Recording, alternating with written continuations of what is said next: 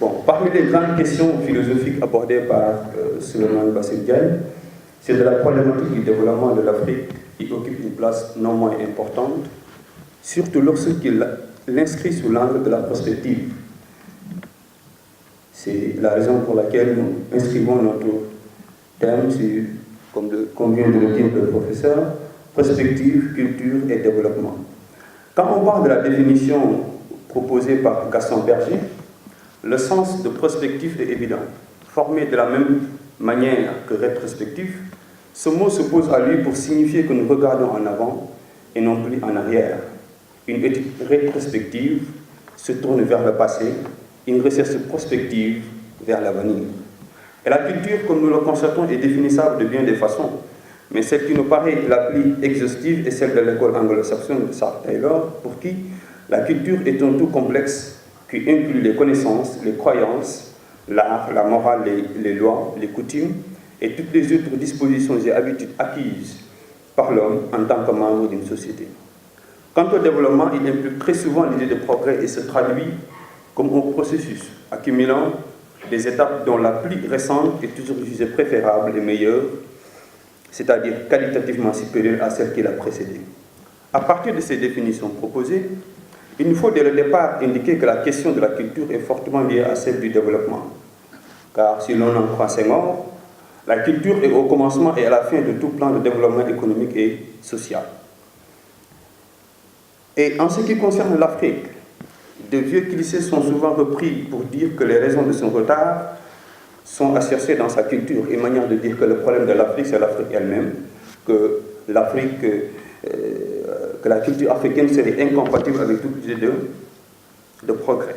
Mais ce qui nous préoccupe précisément, ce sont les travaux de John Beatty, que rapporte Bachir Diagne dans son ouvrage L'encre des savants.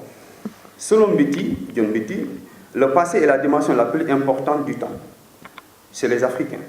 Selon cette conception, la conscience africaine est rivée dans un passéisme qui l'empêcherait de s'inscrire dans une dynamique de progrès et d'évolution. Une manière de dire qu'il y a un temps africain ou bien il y a un temps occidental. Mais est-ce que le temps, en tant que l'une des catégories les plus essentielles dans l'expérience humaine, varie-t-il selon les cultures? En d'autres termes, doit-on admettre l'existence de sociétés naturellement progressistes ou naturellement traditionnelles quand on sait que le temps, dans son essence qui renvoie à la durée comme progrès, obéit à la même réalité chez tous les êtres humains? C'est pourquoi on ne peut pas ne pas se demander si l'inculturation d'une telle dimension du temps n'est pas un principe constitutif de toute attitude prospective devant mener vers une exploration du futur comme ce qui donne sens au présent.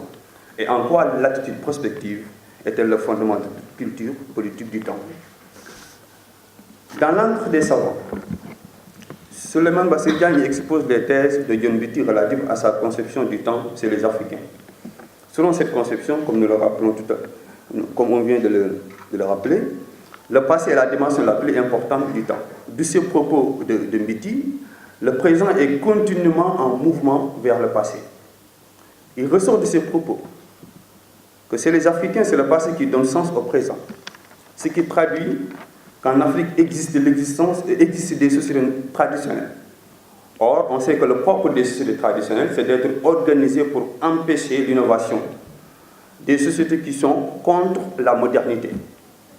Cependant, cette thèse de John Beatty, réductible à une conception ethnologique, n'est qu'un regard qu'on peut considérer négatif porté sur l'Afrique. D'ailleurs, dans le développement dans la pensée de l'Afrique subsaharienne, Aminata Diaw Cissé, notre professeur qui nous a quittés, constate que la conception du temps dans le cas de l'Afrique est une conception attribuée, une construction de l'ethnologie coloniale d'un discours dont l'herméneutique devra nécessairement prendre en charge les motivations. Donc la thèse ethnologique de John Beatty, selon laquelle c'est les Africains le passé est la dimension la plus importante du temps, on peut considérer qu'elle est plutôt motivée par une forme de différentialisme réductible. Parce qu'en réalité, le temps dans sa dimension la plus essentielle ne se laisse pas fragmenter en des temps où chaque peuple s'orienterait en fonction d'une vision d'un temps qu'on lui attribuerait. Pour traduire qu'il y a un temps africain, ou bien il y a un temps occidental, ou bien il y a un temps orient. Donc c'est l'une des raisons pour lesquelles il nous faut comprendre qu'il n'y a pas de société naturellement traditionnelle, immobiles qui croient que le monde est fini, mais aussi qu'il n'y a pas de société naturellement progressiste. Il n'y a que des sociétés, comme le dit Souleymane Bassirou Diagne, qui se donnent la nécessité de cesser de s'orienter dans l'avenir en regardant en arrière, mais de se projeter dans le futur pour donner sens au présent. Adopter une attitude prospective, voilà la tâche qui incombe à toute civilisation, y compris celle africaine. Voilà. En ce qui concerne l'attitude prospective, le texte de Bachir, Comment philosopher en Afrique, nous offre des pistes de réflexion très intéressantes. Bachir cite Gaston Berger.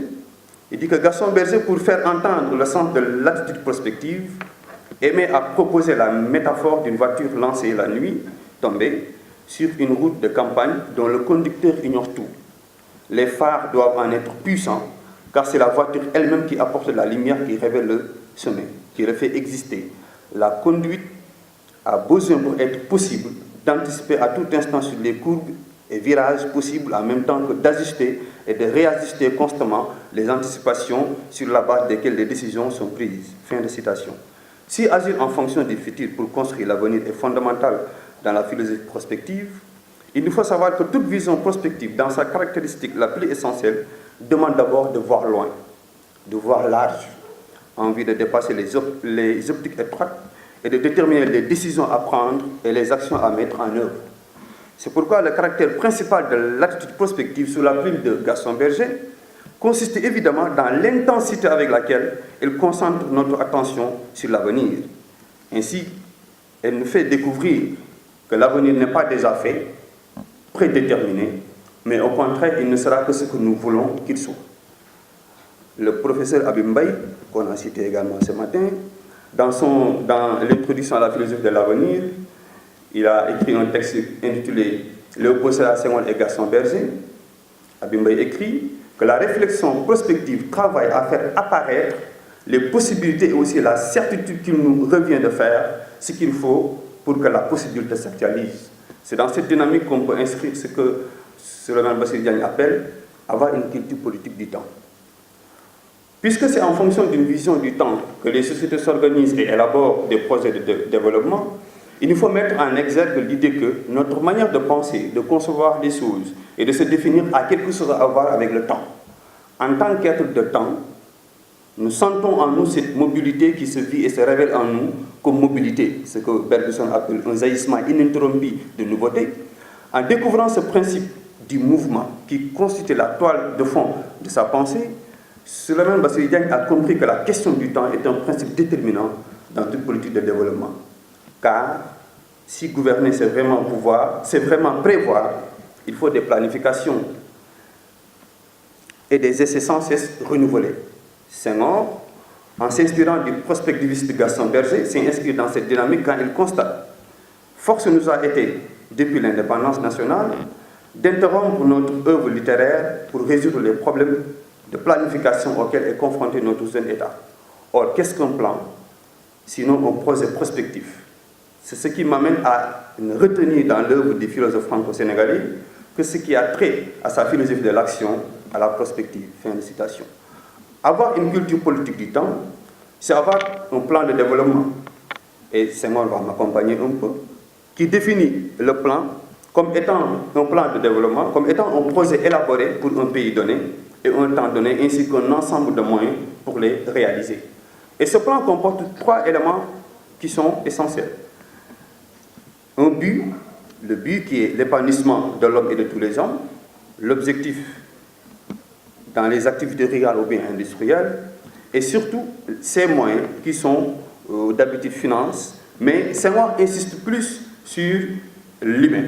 Il dit qu'il faut investir sur l'humain pour pouvoir atteindre un développement important. Pourquoi? Parce que c'est l'homme lui-même qui a l'idée du plan de développement, c'est l'homme lui-même qui planifie ce plan de développement, et c'est l'homme lui-même qui réalise ce plan de développement. Or, cette réalisation du plan de développement passe nécessairement par la réalisation de soi à travers de ce qu'on appelle un acte de création de soi. Donc, pour conclure, pour ne pas de temps, la prospective, comme nous avons eu à l'expliquer, se fonde sur le principe selon lequel l'avenir dépend de nous. Autrement dit, la prospective dans son essence nous permet de saisir l'avenir non pas comme quelque chose qui s'impose ou se présente à nous sous le visage à la fois décourageant et désespérant de la fatalité, mais plutôt comme un ouvrage à la réalisation de laquelle nous contribuons fortement à travers un acte énergétique de création.